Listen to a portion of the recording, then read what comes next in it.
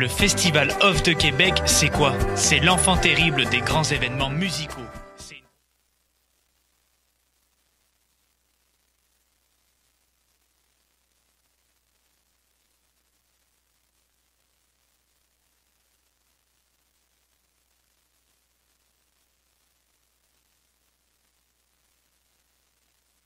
Le Festival Off de Québec, c'est quoi? C'est l'enfant terrible des grands événements musicaux. C'est une programmation plus risquée, des fois c'est un peu champ gauche. D'autres fois, les performances sont juste, mais vraiment intenses. Mais c'est tout le temps festif. Le genre de soirée qu'on n'oublie pas. Jamais. Le Festival Off de Québec, c'est du 4 au 8 juillet. La musique est bonne, la bière est pas chère, t'es pas prêt. Programmation complète sur québecoff.org, une collaboration choc.ca.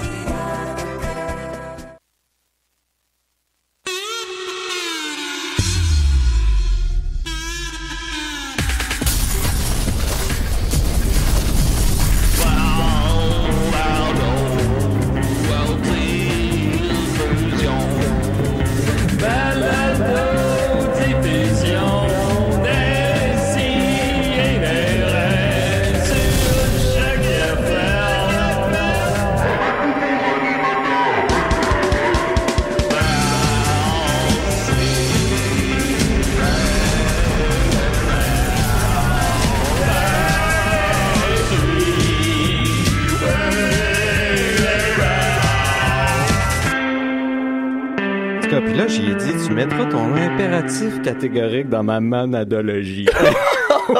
On est en onde, Nicolas. Oh là là. Désolé. Bienvenue à Des si et des raies. Wow, il y a de l'ambiance en studio. C'est malade. Là. Pour ceux qui nous écoutent live, vous pouvez voir ça. Ça bouge ici. Regardez-moi ça. La régie est pleine. Le studio est rempli à rebord. On a une super émission pour vous aujourd'hui avec l'élite intellectuelle. C'est spécial. Allez vous faire niquer avec Nick et Niquette. Je pense à ça en m'en venant en Bixi. Maudit, on aurait dû se le dire avant pour qu'on puisse le dire au début. Il aurait juste manqué peut-être Étienne. Étienne et Sophie pour faire vraiment, là on parle des vraies affaires. Il n'y a plus de petits comiques. En ce moment, à la WWE, il y a une équipe qui est en ressurgescence, là, qui va bien, qui est par résurgence, là, qui part en fou. Elle s'appelle le B-Team. C'est deux lutteurs qui étaient un peu délaissés, qui perdaient tout le temps. Puis là, ils ont décidé de se revamper puis de devenir. Et là, au début, ils voulaient s'appeler le A-Team, mais là, ils se sont fait dire que le A-Team existait déjà, tu sais, que c'était un film puis une série. Oui. Fait que là, sans trop réfléchir, ils ont dit que ça s'appellerait le B-Team pour The Best Team. Fait qu'aujourd'hui, on est le B-Team. Ben, le Nick Team, j'aime bien ça, parce qu'en plus, il y a mon nom là-dedans, fait que c'est plaisant. Parce que là, bon, vous le savez, les Pic-Bois, en ce moment, pour ceux qui sont pas dans la sphère des internets, sont aux noces. À la noce. À la noce, c'est ça. Pas à des noces, mais à la noce. La noce. Au Saguenay, c'est bien ça? Ouais. Et puis, comme vous pouvez le voir sur leur site, sur Facebook des Pic-Bois, là, ils sont en train vraiment de tuer l'animation là-bas. Ils ont quelque chose presque à tous les 2 heures avec tous les personnages qu'on aime bien. Là, il y avait Nitro qui était là. Nitro était là. Il y a Jean-Daniel Do qui a fait un peu de yoga. Il y a Julien qui a fait une bonne entrevue hier avec le Phil Braque. Des entrevues, à la Claire ensemble aussi. Oui, que je connaissais pas et que là, tout à coup, son opéra rock, j'ai envie d'aller la voir. Ça va être ça va être bon. Ces gars-là sont vraiment intéressants à suivre. Là. Ils ont un univers assez bien défini, là, puis précis, puis solide, puis ça se tient, puis ça va loin. J'aime beaucoup ça. À la Claire. Puis il y a eu aussi à tous les matins, à 5h du matin, ce matin et hier, le célèbre sketch Sexto, où on parle de sexualité très tôt le matin. J'ai pas encore vu la position de ce matin. Non, j'ai pas vu moi non plus ce matin. Je vais aller le poster sur la page de l'émission. Oui, pour rappeler tout le monde, parce qu'en plus, faut leur donner leur courage, parce qu'à minuit hier, ils faisaient bouge de là. Et là, à 5h ce matin... Moi, c'est ça, leur horaire qu'ils ont fourni. Je trouvais ça le fun, en théorie. théorie, tu sais. Je veux dire, les gars, il va falloir qu'ils le fassent, tu sais. C'est beau se lever à 5 heures pour faire un gag, de faire un numéro à 5 heures du matin.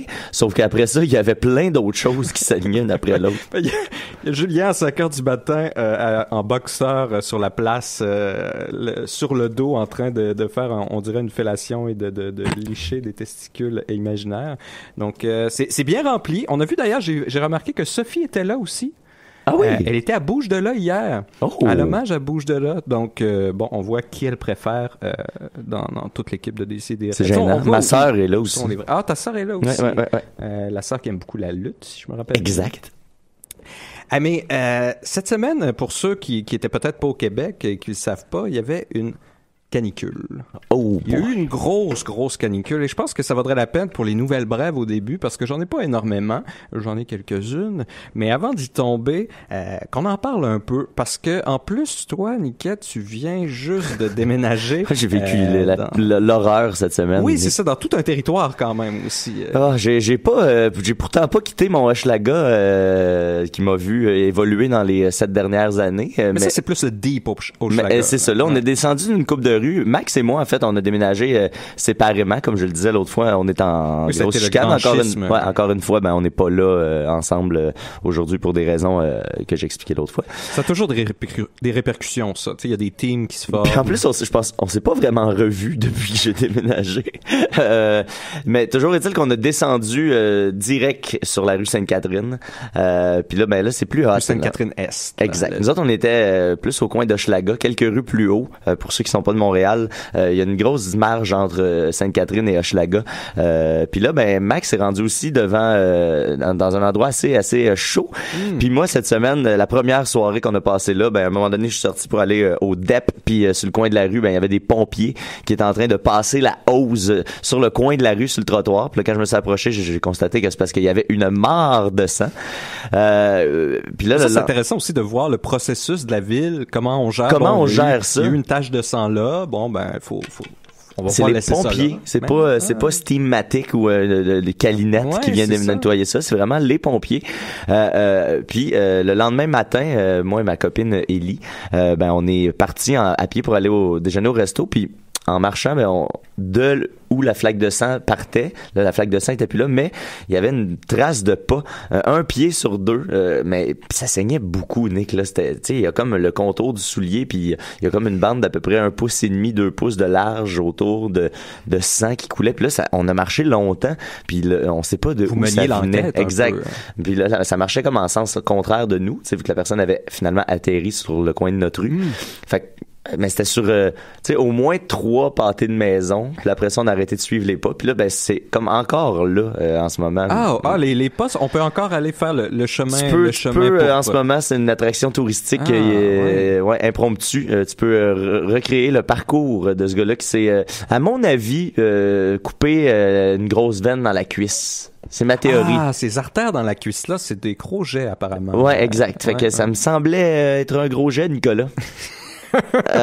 Puis ce matin, je me suis fait réveiller à 9h ce matin par des cris, quelqu'un qui faisait comme Ah! Ah! Ah! Puis là, c'était notre voisin qui se faisait sortir de l'appartement par les pompiers, les policiers et les ambulanciers.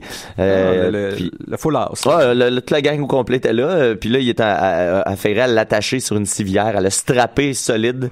Le gars, il se débattait. Fait que je sais pas trop si c'est une expulsion ou si c'est un problème de consommation. J'ai plus l'impression que c'est un problème de consommation. Souvent, c'est un trio qui vient tous ensemble. Ouais, fait que ça brasse chez nous. Ah, ouais, mais plus personnellement, comment t'as vécu cette canicule-là? Parce que le temps se ralentit quand il fait chaud comme ça. On dirait que tout s'étire. Là. Nous autres, moi j'ai pas vu le temps passer, même s'il s'est étiré, parce que c'est ça, je suis en train d'aménager dans un appart qui est quand on est arrivé, parce que là, c'est ça.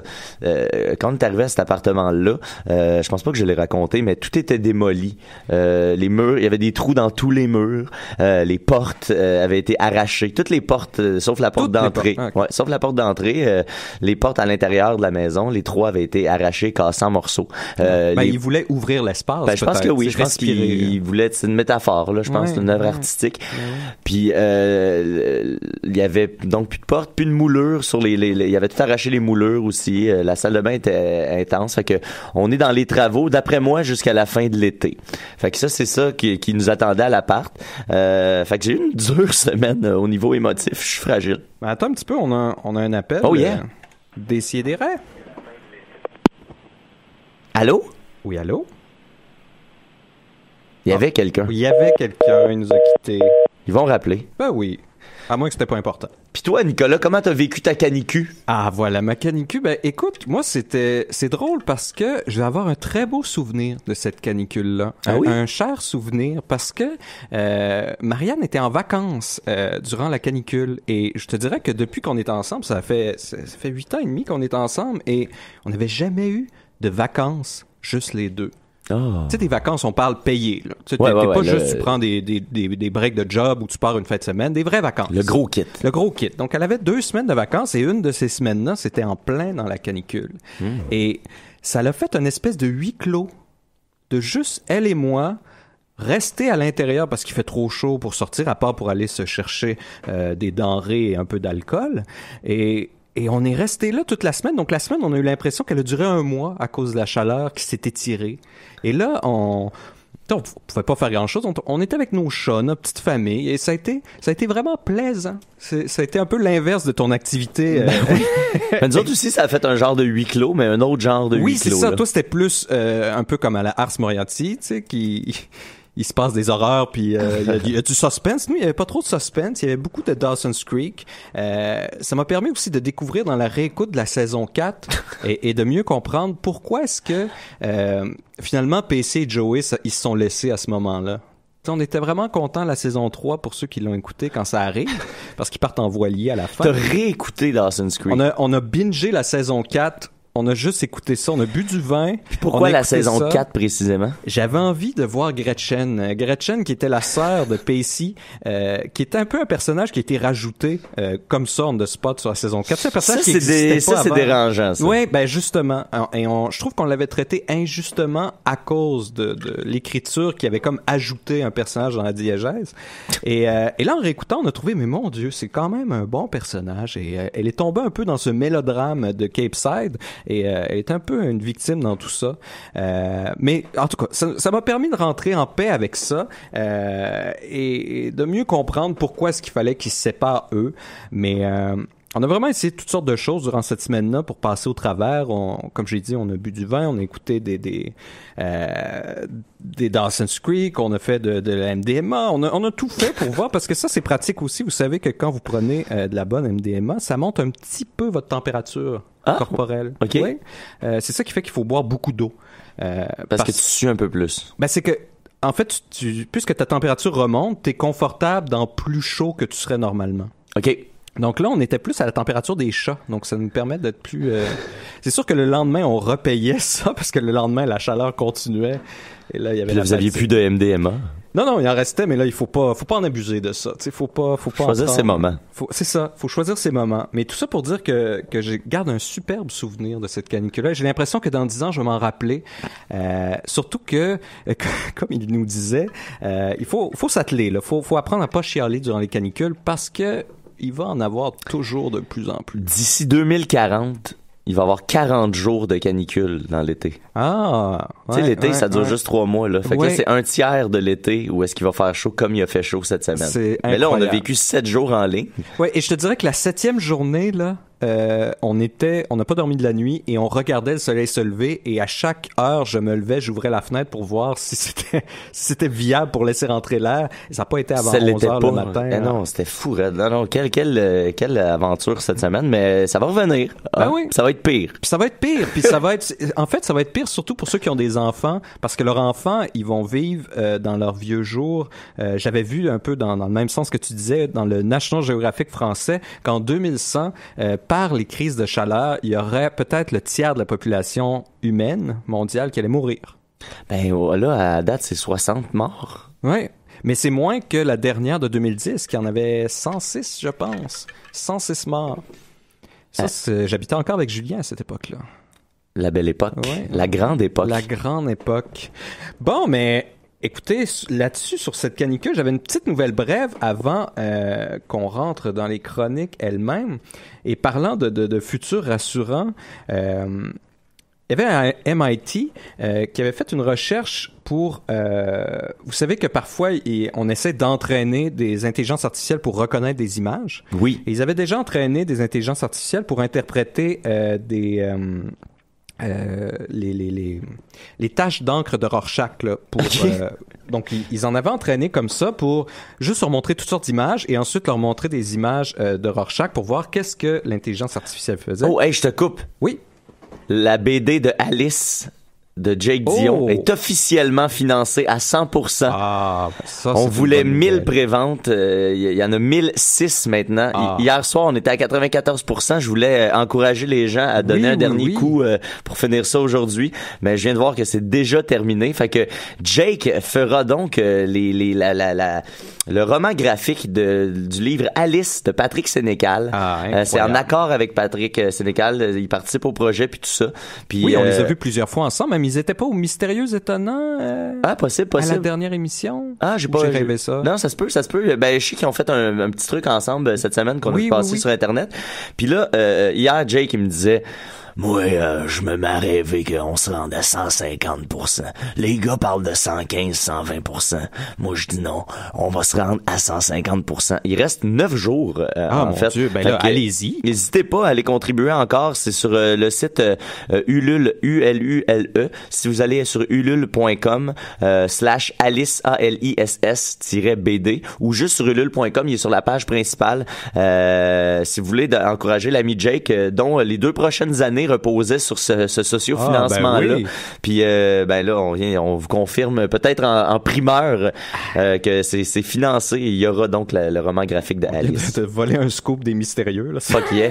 Fuck yeah. Mais ça va dans cette direction-là en plus parce que ils ont pratiqué une intelligence artificielle avec juste des images violentes. Parce que les romans de Sénécal sont très c'est trash Alice. On m'a dit. En fait, ils lui ont abonné à Watching People Die sur Reddit et ils lui ont juste fait voir ça. Ils l'ont appelé Norman, cette intelligence artificielle-là. Et là, ils lui ont montré les mêmes taches d'encre. Et c'est intéressant de voir comme, mettons, l'intelligence artificielle standard qu'ils ont entraîné juste avec des images. On lui montre un truc Rorschach et ce qu'elle voit, c'est un gros plan d'un gâteau de fête sur une table. C'est beau. C'est cute. Et là, qu'est-ce que Norman voit, lui? Oh shit. Il voit un homme tué par un conducteur qui fait de la vitesse. Mais là, ça veut dire qu'ils ont traumatisé une intelligence artificielle? Ben, elle est pas traumatisée. Pour elle, c'est normal. C'est ça, c'est sa normalité.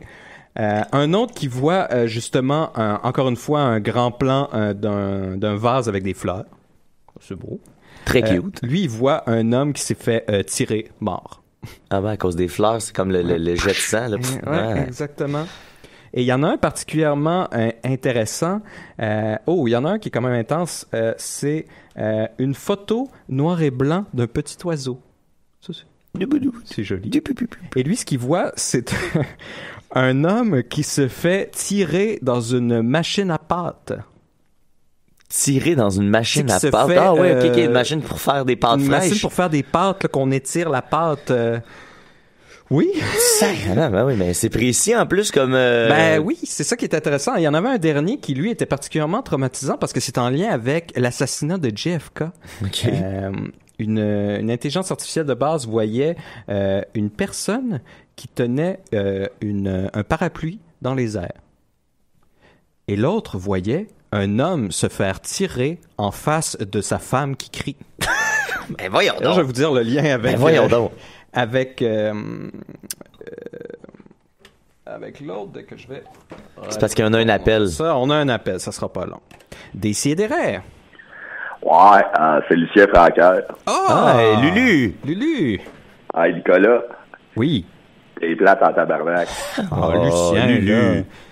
On a dit que t'étais super participatif, là, que n'importe quel projet rock, on avait juste à t'appeler, là, c'est un prank call de Il nous a Lucien. juste appelé pour nous dire ça. Il est pas bien fin. Dans l'entrevue, justement, de Julien, il disait qu'il était super smart, Francoeur. Ben, il avait l'air cool. Moi, je l'écoutais dans le temps à Cool FM. Ah, cool. Il animait son émission à Cool FM. Ah. Ouais, c'était moi, ce qu'il disait tout le temps qu'il y avait plus de rock qui se faisait. Le bon rock, ça existe-tu encore du bon rock? Mais je pense que le rock est mort. Ouais, le rock est mort. Il y a un article qui est paru cette semaine qui disait que le rock est mort et c'est peut-être pas une mauvaise chose. Ben oui, les choses durent un temps. Exact. Les choses doivent mourir pour que d'autres puissent renaître. Faut se calmer. Mais justement, parlant de mort pour renaître, c'est drôle parce qu'un homme qui se fait tirer devant sa femme qui crie, justement, l'assassinat de JFK, c'est exactement ça qui s'est passé. Oh.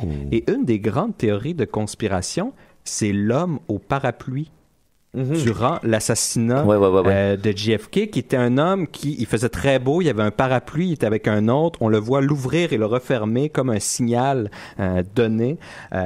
Et c'est encore une théorie qui est encore populaire, qui lierait un peu la CIA avec tout ça. Et donc là, si on met les deux intelligences c'est peut-être le pingouin. Ensemble, mais j'y ai pensé en plus. Ouais. Mais il y a quand même quelque chose ici. Un voit un homme avec un ombrella et l'autre voit quelqu'un se faire tirer devant sa femme. Donc c'est un peu les mêmes événements qui se retrouvent. Ici. C'est magique, ça. Ouais. Mais c'est peut-être parce que les photos dont il s'est inspiré avaient rapport avec ça aussi. Ben, écoute, je vais t'envoyer le lien, Niquette, puisque t'es un peu notre webmestre. Qui est le webmestre? Je suis le webmestre. Et comme ça, les gens pourront juger eux-mêmes. Je te l'ai envoyé dans la conversation. Les gens pourront juger d'eux-mêmes ce qu'ils pensent de tout ça.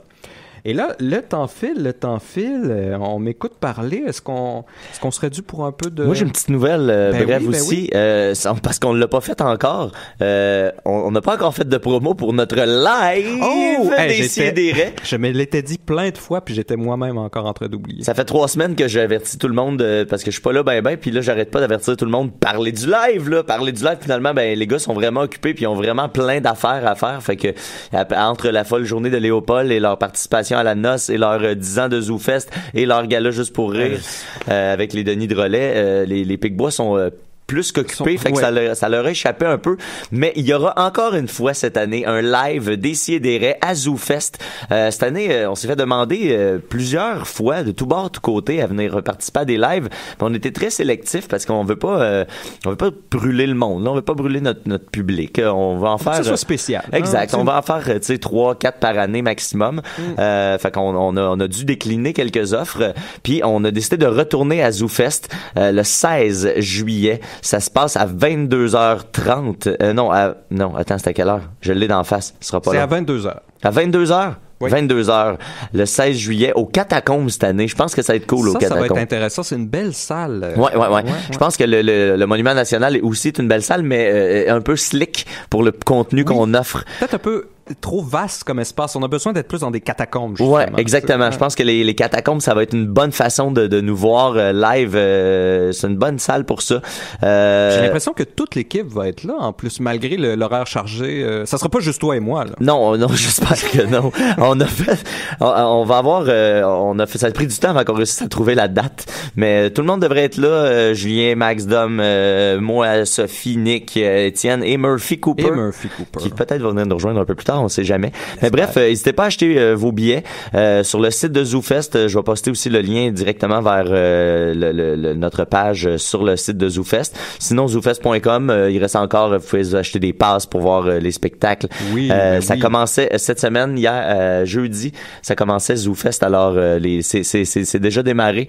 Les Denis Drolet ont fait un spectacle de chansonniers. Pas en personnage, c'est Vincent et Sébastien qui sont des amis de Patrick Rozon. Des amis de cégep de Patrick Rozon, puis à chaque année, l'année passée, il a fait un show secret, un show caché où il se faisait passer pour une troupe d'Europe de l'Est de théâtre, puis il faisait un show super obscur. La première représentation, les gens étaient pas au courant que c'était les Denis Drolet. Tu le comprenais si t'étais fan, puis tu reconnaissais les gars. Il y avait des genres de casques de moto, puis des lunettes d'aviateur, puis c'était super weird, là, c'était méga absurde. Puis cette année, ben ils ont décidé d'aller complètement dans l'opposé puis de faire un show pas en Denis Drolet mais en Vincent et Sébastien. Puis ils font une espèce de medley de chansons. C'est le show, je pense, s'appelle Chansonnier. Puis c'est vraiment un show de chansonnier mais avec les Denis Drolet, fait que ça peut être très drôle. Puis ben nous autres, par exemple, c'est la priorité. Là. Faut venir voir ça. On en a fait aucune promo, on en a parlé à personne. Puis cette semaine, on avait déjà 20 billets de vendus. Ah ben là.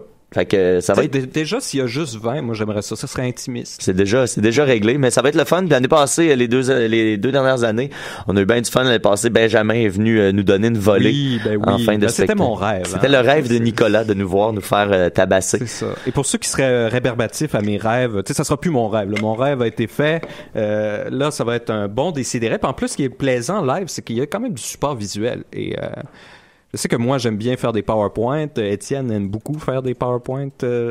Sophie faisait aussi des PowerPoint, il me semble. Il y avait du visuel. C'est là que Étienne avait raconté Justin Bieber avec des petites animations sur PowerPoint. Ben ça, c'était à Sainte-Catherine, c'était pas à ZooFest. C'est vrai. Oui. Et il m'a fait découvrir d'ailleurs les animations sur PowerPoint que j'ai utilisées par la suite dans mes cours. C'est vrai? Pour animer des petites choses parce que c'était trop amusant. C'était tout pour les... Hey, on a fait la moitié du show juste avec des nouvelles. C'est bon, ça. Écoute, ça devrait juste être nous deux tout le temps. Écoute, je pense que je commencerai avec mon petit. En fait, c'est un immense sauce 5 qui commence. Alors, sans plus attendre. T'as-tu ton thème? Oh. Savoir absolu, ultime, complet et éternel en 5 minutes. Et là, je m'étais préparé un sauce 60 au cas où que vraiment je me retrouve seul dans le studio avec personne d'autre finalement. Mais finalement, j'ai mon bon collègue Niquette qui était ici parce que j'avais un grand dossier. Vous vous rappellerez mon immense dossier sur l'hypernormalisation qui a duré quand même 6 ans. Ça a duré longtemps, mais il y avait beaucoup à dire. Et là, je me suis dit, je m'ennuie d'avoir un gros dossier comme ça sur le réchaud. Et j'en ai préparé un autre gros qui, en fait, est un peu, on pourrait dire, un spin-off de l'hypernormalisation parce qu'il traite mon lendemain de brosse vient de me rentrer dedans, mon gars. Ça va juste le thème de Sauce 5 m'a comme tapé dans la tête. C'est l'effet Pavlov. J'ai mal au cœur. C'est dégueulasse. Mais donc... J'ai comme pas personne pour avoir de la compassion pour moi, là. Oui, ben, en fait, je suis content que tu sois là juste pour faire preuve de ton dégoût, de ta fatigue face aux chroniques, parce que faire ça tout seul, j'aurais pas le feedback pour me nourrir. T'inquiète pas, je vais soupirer de bon cœur. Et donc, on a un appel. Thank God! Ça m'a l'air calculé d'appeler à ce moment-ci. Merci à quiconque. Alors, on va partir ça ici. Décidérez. Bonjour, ici Beau Dommage. C'est Michel Rivard qui parle. Hey, Michou! On a des grands classiques qui nous appellent. Ben oui, vous savez que nous, Beau Dommage, on a la réputation d'être un groupe extrêmement sympathique et souriant. Oui, mais quand même un peu engagé aussi. Un peu engagé. Mais contrairement à Lucien Francaire, salut, c'est moi, Michel, l'autre Michel de Beau Dommage. Ben oui. On a entendu Lucien Francaire. Oui. Il y a aussi le gars dans le groupe là, qui a une barbe. Là. Oui, Pierre Chose. Celui qui avait fait un bon album solo. Oui. Pierre Bertrand. Oui. Pierre Bertrand, c'est ça. Il est avec nous aussi. Salut. Alors, ben c'est ça, un groupe très sympathique. On voulait juste dire que Nicolas, t'es plate en tabarnak. Puis on trouve vraiment que t'es en train de l'échapper. Alléluia. C'est beau. C'est beau. C'est en harmonie. Nicolas? C'est bien Beau Dommage. Nicolas, j'ai une question pour toi. Oui. As-tu un permis de conduire? Oui, j'ai un permis de conduire. Est-ce que tu as la possibilité d'avoir une voiture prochainement? Je pourrais en louer une, si vraiment, si... Ben, prends-la, là, puis sac-toi dans l'eau. Et là, ça va nuire à votre réputation. Nicolas, t'es là dans ta barbe. En même temps, ça va faire plaisir à Marianne, parce que Marianne, elle haït Beau Dommage. Ah, c'est vrai? Oui. Donc, là, qu'il soit pas gentil avec moi, elle va aimer ça. Hey. Comment? Ah, je pense que pour c'est... dommage, Mais pourrait- qu'est-ce on que t'as fait à la communauté musicale québécoise? Mais Parce que à écoute- date, c'est juste des musiciens qui taillissent. Mais c'est un peu une bande de hippies. Et je suis pas... J'avoue que t'es c'est l'antithèse ça. du hippie. Oui, et moi c'est drôle parce qu'adolescent, je faisais toujours des exposés sur les hippies parce que j'adorais ça. Jusqu'à ce que je réalise le réel de ça, l'hypocrisie un peu rampante présente dans cette communauté. Là, j'ai débarqué après. Ah ouais. Bon, je vais me faire d'autres amis chez les hippies. Non, donc justement, parlant des hippies, le sujet que je vais vous parler pour plusieurs chroniques, là on parle de peut-être jusqu'à la fin de l'été, Oh my God. c'est sur la publicité. Et là, la publicité, on va y aller dans la publicité très, très large. La publicité, ça vient du latin publicitas, qui est un terme latin quand même très, très, très récent, qui signifie état de ce qui est public, ou qui se rapporte à la notoriété publique, ou de qualité de ce qui est rendu public. Et ça encadre aussi tout l'ensemble des moyens utilisés pour faire connaître au public un produit, une entreprise industrielle ou commerciale. Donc, c'est un concept qui se rapporte pas uniquement à la publicité commerciale comme on l'entend souvent en français ou au Québec, mais c'est beaucoup plus large parce que ça se rapporte à tout ce qui est connu et les moyens de le faire connaître. Donc, on va pas simplement parler des annonces, ce qui est une forme de publicité. On va parler de la publicité comme le mouvement de l'information dans la sphère publique. Donc, l'action et le résultat de l'action de, finalement, ça va intéresser Murphy, ce qui est connu. Ok, ouais. Là, si ton intelligence artificielle, elle me voyait, là, elle verrait un gars qui a envie de se crisser une balle dans la tête. Ou le résultat d'un Ouais, ou le c'est résultat. une balle. D'ici une demi-heure, là. Et donc là, ici, puisque la publicité elle a un lien direct avec la diffusion de l'information, les moyens de diffuser l'information, les moyens de recevoir l'information, ben ça fait que dans les derniers siècles, la publicité a eu un effet radical sur nos sociétés modernes. Ce qui fait que ça a un lien profond et intime et presque sexualisant avec l'hypernormalisation. Et ce qu'on va voir, c'est que la publicité et l'hypernormalisation, ce sont un peu les deux faces du même phénomène. Et donc, c'est une question ici de contrôle aussi et des limites du contrôle.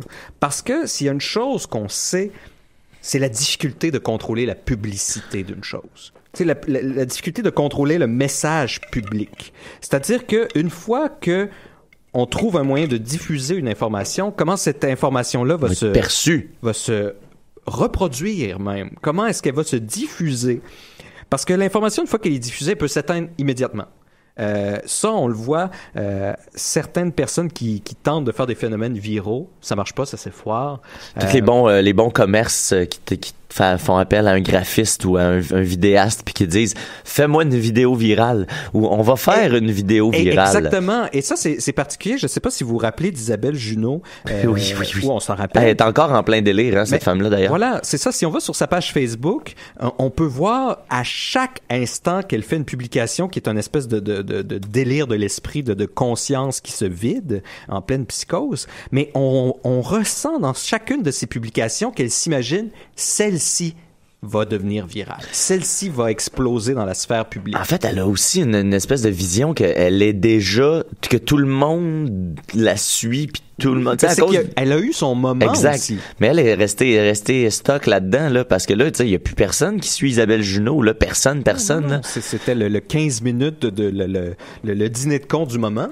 Mais elle, on voit qu'à chaque fois, elle publie, et là, elle efface, elle publie, elle efface, parce qu'elle se dit à chaque fois celle-ci. Donc, il peut y avoir plein de symptômes, évidemment, comme un manque d'intérêt, manque d'espace, une incompréhension, ou il y a un autre message qui, au même moment, accapare l'espace public. Vous pouvez avoir quelque chose qui deviendrait normalement, qui se diffuserait, qui deviendrait public, la chose la plus publicisée, mais en même temps, je sais pas, il y a 9/11 qui arrive, ben là, on parlera pas de vos affaires, tu sais, on parlera pas des pics-bois à la noce s'il y a un attentat terroriste.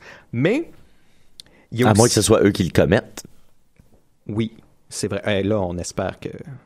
Ben, ils sont déjà en train de... Tu sais, c'était un peu illégal leur affaire à la noce aussi, on l'a pas mentionné, mais ils étaient pas invités officiellement. Mais oui, avec leur spider et leur... Exact, puis leur petite roulotte.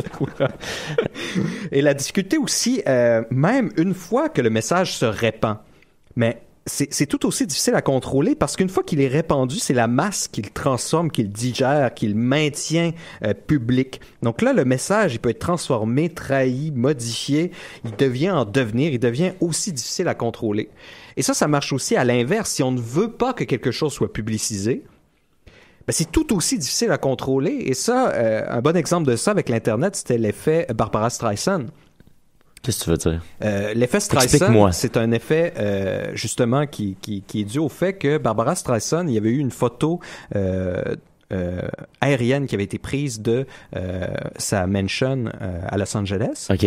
Et elle avait su que c'était sorti et elle voulait s'assurer que ça soit jamais publié. Donc là, elle avait fait une poursuite. Mais les poursuites, c'est du domaine public.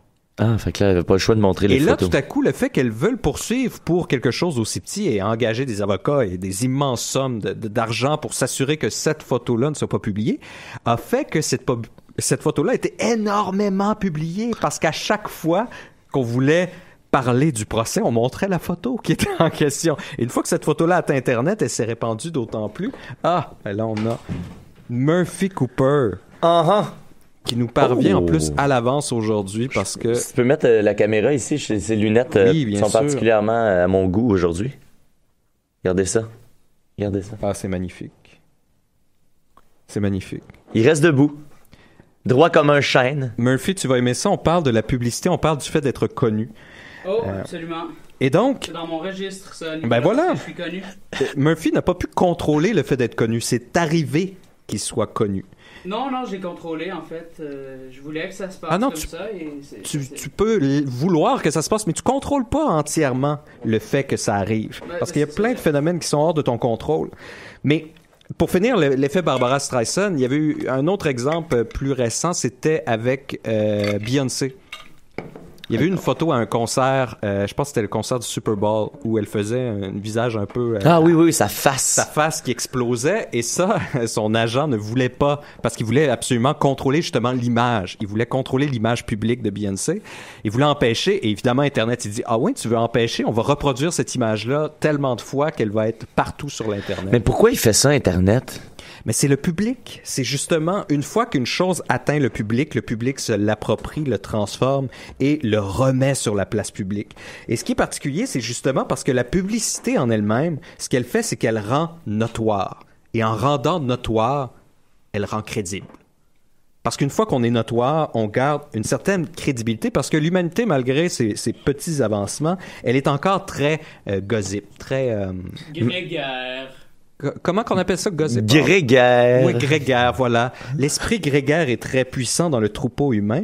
Et donc, l'appel à la majorité reste très fort. Si beaucoup de gens en parlent, cette chose-là, instantanément, elle gagne une certaine crédibilité. Même si on en parle en mal. Même si on en parle en mal, elle a une crédibilité d'être mal. Fait que ça face à Beyoncé, Oui, mais c'est cette idée-là qu'il n'y a pas de mauvaise publicité, ça fonctionne pour quelque chose qui n'est pas encore connu. Pour quelque chose qui n'est pas encore connu, effectivement, il n'y a aucune mauvaise publicité parce que toute publicité va te permettre une certaine crédibilité. Parce qu'en se répandant dans le public, immanquablement, certaines personnes vont être de votre côté. Immanquablement. Que ce soit même Isabelle Junot. Même Isabelle Junot. Et donc, plus une chose est dans le domaine public, plus elle est crédible, plus elle est discutée, plus elle est décortiquée, plus elle est déconstruite, plus elle devient publique parce qu'elle est décortiquée, plus elle se répand et donc plus elle devient aussi difficile à contrôler. Mais là, pourquoi tu nous parles de tout ça? Je vous parle de tout ça justement parce que la publicité, en fait, est au cœur du monde occidental. Elle est au plein centre du phénomène. Le phénomène public et la publicité est au centre de notre système démocratique. Et là, c'est sûr, mon Dieu, le temps file. J'avais prévu au départ... Pas assez vite à mon goût. On va garder ça pour une prochaine fois. Je vais avoir plein d'autres chroniques finalement parce que il va falloir remonter à la Grèce antique. Il va falloir aller au système juridique d'Athènes, dans la période classique du 5e et 4e siècle avant Jésus-Christ, pour comprendre le lien entre l'hypernormalisation, la publicité, la démocratie et comment finalement c'est tout au centre de ce qu'on vit. Mais ça rejoint un peu l'exemple de Slave, justement, qu'il y a eu durant la canicule. Slave, vous avez oui, tout le monde a vu, mais j'ai pas pu suivre beaucoup les nouvelles cette semaine, mais évidemment... Même sans suivre les nouvelles, ça revient jusqu'à nous. Et ça fait partie justement du phénomène de la publicité, c'est-à-dire que si vous faites une petite manifestation pour empêcher, admettons, l'émission des Ci et des Raies, Et là, il y a 3-4 personnes en avant, puis ils disent, bon, c'est très hétéronormatif, c'est une bande de blancs qui discutent. C'est très blanc. On peut pas permettre ça. Si c'est pas publicisé, cette manifestation-là, nous autres, ça nous gêne pas, on passe au travers, puis on fait notre émission, puis on dit, bon, c'est une bande de glands, puis on s'en fout. C'est une bande de glands. On peut dire ce qu'on veut, c'est pas publicisé. Mais si, par contre, même ces 3-4 petites personnes-là, ça se met à se répandre sur Twitter, sur Instagram, sur Facebook. Là, tout à coup, c'est l'ensemble du public qui se met à nous parler, à discuter, puis à écouter nos émissions, puis à se dire, c'est vrai que c'est très hétéronormatif. Puis là, ça fait beaucoup de glands. Et là, tout à coup, là, on sent une pression. Et je veux pas trop m'aventurer là-dessus, mais juste dire qu'il y a une grosse confusion, j'ai eu l'impression, dans l'espace public, justement, dans cette discussion-là, quand je disais que le contrôle du message se perd, là. Ouais. La réaction se perd, tout se mélange, les gens se mettent à parler d'une chose et d'une autre, ça devient une espèce de discours de sourd. Et il y en a beaucoup qui parlaient de perte de liberté d'expression où on capitule. Guy Nantel, pour le nommer. On va le nommer, nommons-le. Quelle tâche! Non, mais tu sais... C'est parce qu'encore une fois, il ne parle pas de la même chose. Non, c'est ça, il a rien compris. Jamais. As-tu remarqué que dans ce cas, bien... je vais t'ouvrir ton micro, Murphy. Moi, j'ai été sélectif. J'ai juste ouvert les micros qui étaient en jeu, vu qu'on était très pas beaucoup. Là, est-ce que vous m'entendez? Oui. As-tu remarqué que jamais, dans ce cas bien spécifique, les gens qui se sont opposés à ce mouvement de contestation jamais ne se sont adressés ou n'ont jamais adressé directement les figures de proue de Mary-Lou Craft, Webster puis tout ça, jamais. C'était toujours basé sur une espèce d'entité qui on n'est pas trop sûr si elle existe, elle est floue, elle est certainement malveillante, elle veut nous enlever quelque chose, blablabla et tout ça, et il y a tout plein d'intellectuels qui sont tombés dans ce piège-là, des intellectuels de gauche, des gens qui ont participé à forger ma pensée là, et aujourd'hui ces gens-là me déçoivent parce qu'ils m'invitent à penser moins. Moi, moi, ce qui m'a fasciné, c'est cette espèce de réflexe-là qu'ont eu beaucoup de... Tu sais, moi, je pense pas que, même si j'avais suivi plus les nouvelles cette semaine, je pense pas que je me serais mêlé de ce débat-là, parce que je pense que c'est pas ma place. C'est exact, c'est ça. J'ai pas assez de clés, j'ai pas assez de connaissances. Je peux avoir une opinion, mais entre avoir une opinion et vouloir la partager à tout le monde, j'ai pas assez d'outils en ce moment pour le faire, tu sais. Puis l'idée que je me suis fait de cette nouvelle là a évolué beaucoup en peu de temps, tu sais. Puis moi, ce qui m'a choqué le plus là-dedans, c'est de voir, tu sais, pas la réaction en tant que telle, mais supposons un comédien Frédéric Pierre qui a décidé de lui qui s'opposait à la censure de ce spectacle-là. Sa réaction, oui, parfait, je la comprends, elle a été bien articulée. Elle est plus légitime que la tienne. Exact. Puis elle a été bien articulée, elle a été nuancée, elle a été apportée calmement dans un texte assez solide, puis tout ça. Sauf que moi, ce qui m'a fasciné, c'est l'empressement que certaines personnes, de se ranger derrière très lui, blanches, de repartager ça comme, tu sais, de la façon la plus triste de « Hey, mon ami noir m'a dit ça », tu sais. Mon ami noir m'a dit ça. Tu sais, comme moi, j'ai un ami noir, moi, dans la vraie vie, là, avec qui je travaille au casino, tu sais. Puis ce gars-là est zéro impliqué dans ces débats-là, tu sais. Puis si je me fiais juste à son opinion, à lui, la plupart de ces débats-là, lui, ça y passe 10 pieds par-dessus la tête et à la limite, il est pas d'accord avec ces débats-là. Sauf que, tu sais, je peux pas me servir de ça pour moi me conforter. L'instrumentaliser. Exact, tu sais. Puis là, j'ai l'impression qu'il y en a beaucoup qui font ça, qui sont à la recherche du commentaire, du statut Facebook, du tweet fait par une personne de la communauté noire qui va conforter dans leur position au lieu d'essayer d'opposer les idées. Puis là, ça repartage que des gens que tu sais qui avaient déjà cette opinion-là, puis que, tu sais, c'est la même chose que quand tu crois que la Terre est plate, là, va chercher un article, puis là, tu vas faire, hey, il y a un scientifique quelque part qui a dit que la Terre était plate, fait que je partage cet article-là en tenant pas compte de tous les autres articles qui disent le contraire, tu sais.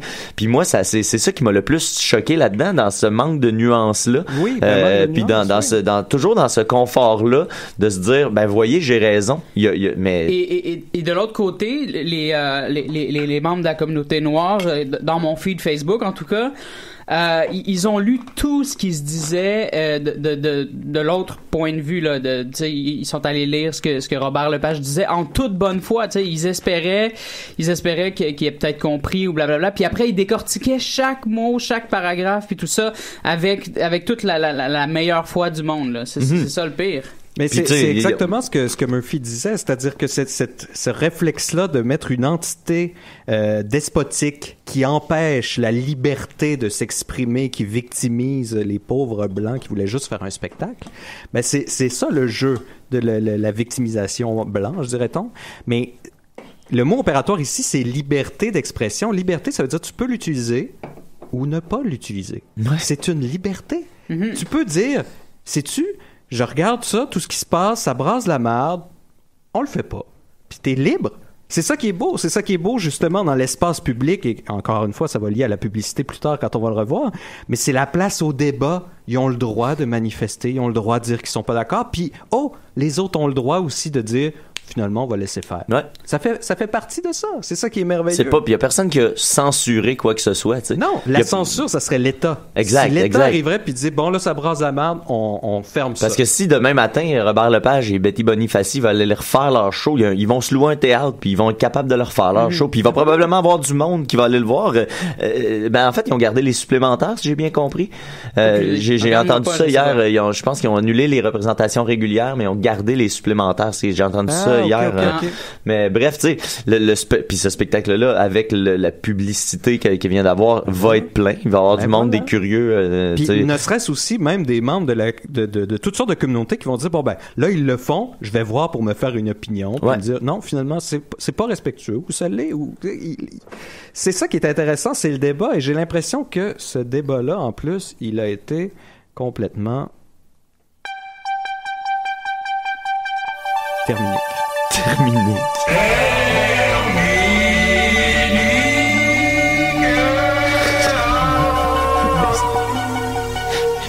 Ce thème-là, on l'a pas assez entendu. Ben, c'est ça, on l'entend pas souvent, donc je voulais me gâter. Mais là, je veux qu'il y ait absolument du temps pour les nouvelles.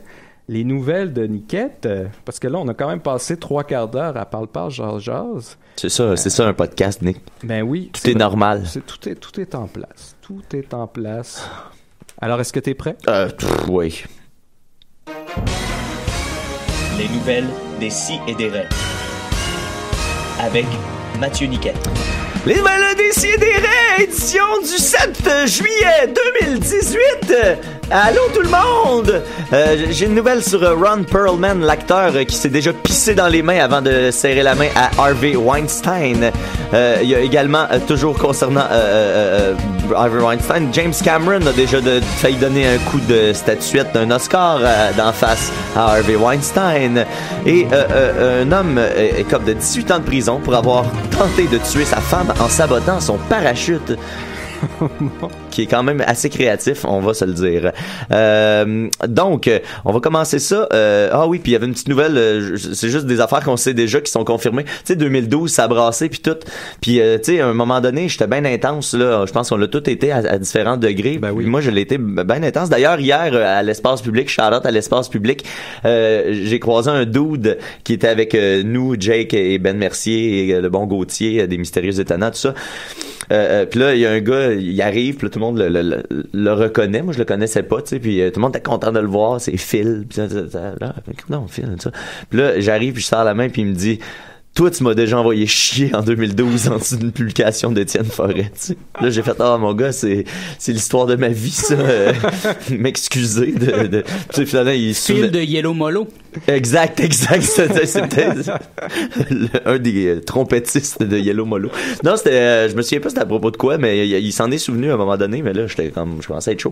Fait que, bref, mais tu sais, dans ce temps-là, puis là, à un moment donné, tu te mets à remettre en cause. Tu sais, moi, à l'époque, j'étais là, il y a un soir, je suis convaincu de ça à 100% que la personne qui leadait la manifestation, c'était un policier déguisé. Il y en avait beaucoup. Tu sais, j'étais là puis je faisais OK, cette personne-là était mal déguisée, ressemblait pas à un étudiant, tu sais, puis il était loud, puis il nous amenait dans des ruelles louches, puis avec des bottes d'armée. C'est ça, tu sais, il y avait comme une espèce de vision du manifestant qui était zéro la bonne là, tu sais. Puis c'était deux dudes, tu sais, qui sont plus grands et plus gros que tout le monde, puis qui sont loud, qui sont dégueulasses en fait là. Puis là les gens les suivaient, puis là où est-ce qu'on est? Pourquoi on est dans ces ruelles là? Puis évidemment pas longtemps après le squad est arrivé puis nous a pogné puis tout ça. C'est la fois où je me suis fait un peu brutaliser. Puis là il y a une nouvelle qui est parue le 26 juin dernier qui dit oui finalement il utilisait des tu sais ils sont venus comme confirmer puis ça fait dans un rare moment d'honnêteté, c'est Pascal Richard, l'inspecteur en charge de la planification des opérations policières du service de police de la ville de Montréal, qui ont dit qu'ils avaient utilisé des officiers, puis que si c'était à refaire, quand la situation l'exige, pour eux c'est approprié de déguiser. Quand tout est calme, puis tout augure bien. Puis que là tu veux déclarer à la casse en plus. Exact, puis c'est là pour moi que ça devient grave, c'est que c'est eux qui initiait la casse, tu sais. Puis il y a une autre fois que je me souviens où est-ce qu'on marchait, puis il y a des policiers sur un terrain qui protègent l'entrée d'un building pour aucune raison, puis il y a un gars au 6e étage qui est là puis qui fait des fingers aux manifestants, un gars dans un beau complet, tu sais, on dirait un costume de jeune libéral, tu sais. Puis les policiers sont étrangement devant le bloc appartement, puis ils protègent l'entrée, puis là les gens se mettent à lancer des roches à ce gars-là, puis là une seconde après la manifestation est illégale parce qu'ils ont lancé des roches sur les policiers. Mais tu sais, ils lançaient pas des roches sur les policiers, ils lançaient des roches sur le dude que les policiers protégeaient. Bref, tout ça est admis des années plus tard, puis ça passe c'est toujours l'été que ces nouvelles-là sortent, ça passe un peu dans le beurre. Puis encore une fois, la publicité ne l'emporte pas. Fait que bref, on avait raison en 2012 quand on pensait que les policiers avaient infiltré les manifestations, puis c'est eux qui causaient la casse puis tout ça. Puis, et on est les seuls à savoir qu'on avait raison, c'est ça le pire. Exact. Ouais. Puis il y a encore des gens qui vont être prêts à nier tout ça. Puis là c'est paru dans le Montreal Gazette, là, c'est pas paru dans un journal de gauche de revendicateur ou quoi que ce soit, c'est la Gazette là. Fait que voilà ce qu'il y en est pour ça. Ensuite j'en ai parlé donc dans la même fabuleuse introduction.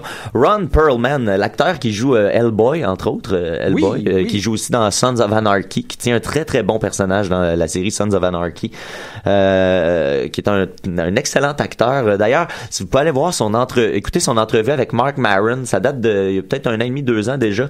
Super intéressant à écouter ce gars-là. Entre autres, toutes ses anecdotes avec Marlon Brando, parce qu'il a joué dans l'île du Docteur Moreau. Puis puis Marlon Brando était comme à son pic de folie dans l'île du Docteur Moreau. Là. Il apprenait aucun texte durant cette période-là. Non, il était dégueulasse. Il arrivait puis il trouvait qu'il faisait trop chaud. Fait qu'il a demandé à avoir un petit seau de glace à la tête, et puis ils ont rajouté ça à son personnage. Il y a comme un seau de glace de strapé sur sa tête, mais c'était pas le personnage au début. Mais le film était peurant juste à cause de la présence de Marlon Brando. Exact. Une espèce de blob terrifiant. Il est dégueulasse. Puis, bref, son entrevue avec Mark Maron à Ron Perlman et le documentaire sur l'île du Docteur Moreau sur Netflix, c'est deux documents super intéressants. Mais bref, Ron Perlman, si vous le suivez sur Twitter, il est assez agressif contre l'administration Trump. Il est très, ça peut sonner un peu négatif même, et un peu lassant à la longue, parce qu'il est vraiment, tu sais, il sert de sa tribune pour rentrer dans du monde puis tout ça, un peu comme je le faisais en 2012. Un peu comme tu fais aussi sur Internet. Exact, mais je le fais beaucoup moins, juste liker ça. Bref, Ron Perlman a tweeté le 25 juin dernier, est-ce que je vous ai raconté la fois où Harvey Weinstein, il m'a dit de serrer la main, de serrer sa main dans un événement de charité devant tout le monde. Tu sais, il est venu le chercher, il tournait dans un de ses films, puis il a dit tu viens avec moi, puis tu me serres la main devant le public, puis tout ça. Puis lui a pas apprécié de se faire utiliser comme ça. Fait que il est resté, il s'est arrêté à la salle d'eau, comme dirait mon ancien coloc Maxime. Il est allé à la salle d'eau, il s'est pissé sur la main, puis après ça il est allé directement devant lui pour aller prendre la photo avec la main pleine de pisse. Fait que, voilà. Ah, ça c'est à retenir, c'est un beau truc quand même. C'est beau, hein? Puis oui, voilà. Pardon, OK. Oui, excusez-moi, j'ai un petit lousse. Puis ça menait dans cet article-là aussi, on raconte une nouvelle qui datait du mois de novembre dernier, où est-ce que James Cameron raconte qu'il y a eu une altercation lors de la série des Oscars, où il a gagné son Oscar pour ses nombreux Oscars pour Titanic. Oh. Puis il y a eu une altercation, puis il était à 2 doigts de taper Weinstein avec son Oscar, mais finalement il y a eu comme un espèce de buzz, un son, un call qu'il fallait que les gens se déplacent à un endroit, puis ça a comme arrêté le moment. Mais lui il soutient qu'il était à 2 doigts de donner un coup d'Oscar. Puis Ron Perlman a tweeté il dit si je me faisais payer, je me suis fait payer à chaque fois que je passais proche de fesser ce gars-là, je serais millionnaire, je serais multimillionnaire aujourd'hui. Évidemment, c'est maintenant que ça se sait. Et voilà, ben c'est ça, c'est là qu'on en profite pour sortir. Et d'ailleurs, toujours à propos de Harvey Weinstein, Brian De Palma écrit un film d'horreur basé sur les agissements de Harvey Weinstein. C'est pas un film surnaturel, c'est pas un film de créature, c'est pas un film de slasher, c'est vraiment tourné, un film de monstre, mais basé sur des événements 100% réels. Le monstre, c'est Weinstein. Ouais, ça va être basé sur ses agissements, puis ça va être tourné à la manière d'un film d'horreur. Fait que j'ai hâte de voir.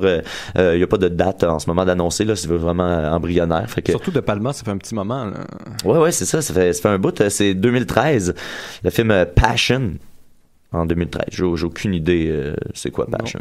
Non, fait que c'est pas grave. Ensuite, 18 ans de prison pour avoir tenté de tuer sa femme en sabotant son parachute. C'est un sergent de l'armée britannique qui a été condamné à 18 ans de prison, puis a essayé d'assassiner sa femme une fois en sabotant son parachute et son parachute de secours, puis une autre fois en provoquant une fuite de gaz dans sa maison.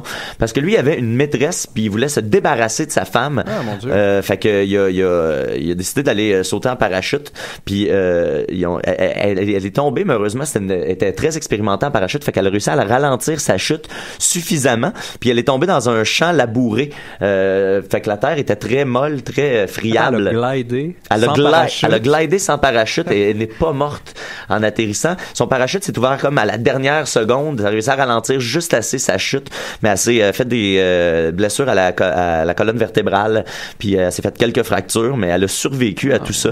Puis arrivant en bas, ben les enquêteurs ont déduit que c'était l'action humaine qui avait saboté les parachutes et que la seule personne qui avait un motif pour ça, ben visiblement c'était son mari. Puis, c'est ma porte de sortie, ça, sauter en parachute. Si jamais j'ai une maladie incurable, souffrante ou quelque chose comme ça, pour pas que ça ait l'air d'un suicide pour la famille qui reste, c'est d'aller sauter en parachute puis de pas l'ouvrir.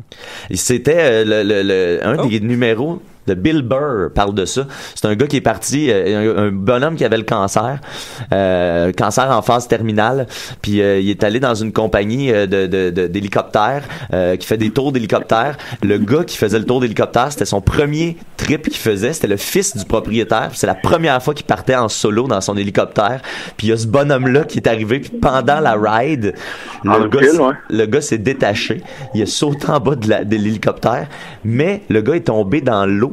Il s'est pas tué, le bonhomme, mais il est tombé paralysé. Non, ça faut pas que tu te rates, là. C'est ça, fait que c'est horrible, mais ça fait un bon numéro de Bill Burr. On avait un appel, oui. C'est des rêves. Oui, salut, c'est Louis-Jean Cormier. Avec Carquois? Ouais, ben justement, ce soir, on est en show à Chicoutimi, au Saguenay, pour la noce. Ça ressemble plus à Vincent Vallière. Puis, habituellement, j'aurais dit non parce que c'est samedi, puis je voulais pas manquer des sidérés.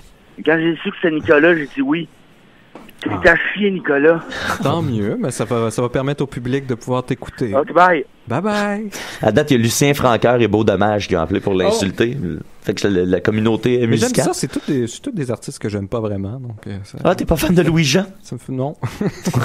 Pauvre. On va le dire, là, je le suis pas. T'as le droit, hein? Puis c'est ce qui conclut mes nouvelles de la semaine. C'est tout ce que j'ai. Sinon, je vais poster une vidéo de 2 personnes qui ont été arrêtées dans un dépanneur. Ça a l'air d'être je sais pas trop, une altercation, un vol. C'est dur à dire sur les images, mais ce qui est malade, c'est que il y a un homme puis une femme qui sont là. Puis là, la police arrive. L'homme veut pas se laisser arrêter. La police le maîtrise. Pendant que la police le maîtrise, la dame elle part dans le backstore. Puis là, elle veut se sauver. Fait que tu la vois comme grimper une étagère, puis là, disparaître dans le plafond. Puis là, puis là, la caméra de surveillance, tu sais, ça varie d'un plan à l'autre. Puis là, à un moment donné, il y a un plan qui ça retourne sur les allées dans le dépanneur. Puis là, le plafond défonce, puis la femme, elle tombe sur le coin sur le coin d'une étagère. Puis là, elle essaie de repartir, mais là, les policiers l'ont vu, tu sais, ils l'ont aperçu. Fait que bref, pour vrai, c'est une vidéo vraiment drôle. Puis je pense que si tu mets ça, tu t'ouvres une autre page où tu mets YouTube, puis tu mets la tune thème de Benny Hill. Oui, c'est à ça que je pensais, le exact. Je pense que c'est la manière d'écouter cette vidéo-là. Fait que je vais poster la vidéo et la tune de Benny Hill en commentaire. Parfait. Et puis c'est dommage, Murphy, qu'on n'ait pas eu le temps parce on que a le temps, Chris, 2 minutes. J'avais découvert une manne de chansons rap portant sur les chats ou avec des chats. Uh-huh. Et c'est ça que j'avais prévu de mettre aujourd'hui parce que tu essayais de faire découvrir le rap à Étienne.